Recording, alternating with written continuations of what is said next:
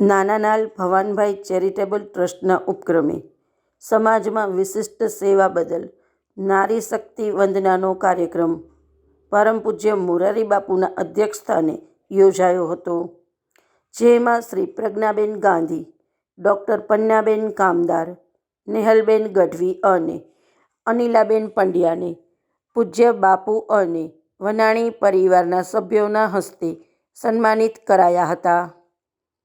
નારી શક્તિ વંદના સમારોહમાં આમંત્રિતોએ હાજરી આપી જયંતભાઈ પટેલની સેવા ભાવનાને બિરદાવી હતી.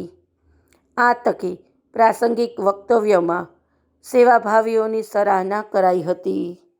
તો સ્ત્રી એટલે માણસાઈનું લેમિનેશન કરીને ઈશ્વરે મોકલેલું એક સર્ટિફિકેટ, અને આ સ્ત્રી એટલે આજની ક્ષણે એ દરેક સ્ત્રીનું સન્માન છે કે ગંગાજળિયા તળાવમાં એક બાળક ચડી આવે છે અને સમગ્ર રાજ્ય ભેગું થઈને નક્કી કરે છે કે આનો બાપ કોણ, આનો બાપ કોણ.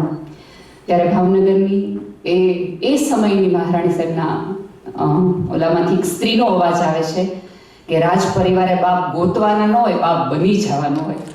એમાં બાપુનું એક સૂત્ર મને હૈયે લગી ગયું કે જિંદગી रियाज करने का मौका नहीं देती है. आम तो शुभम शीघ्रम वालों मानस, परंतु एक बार थाक गयो. बापाનો જન્મ 10મી માર્ચે 1920 ભાવનગરમાં થયો હતો. પાસે ગયો કે બાપુ આવો એક પ્રસંગ ભાવનગરમાં ઉજવો છે. આ બધી સંસ્થામાં હું જોડાયેલો છું. આ બહેનો શું કામ કરે છે એ મને ખબર છે. બાપુ પણ નારી વિશે બોલે છે. આ જ્યોતિર્લિંગની કથામાં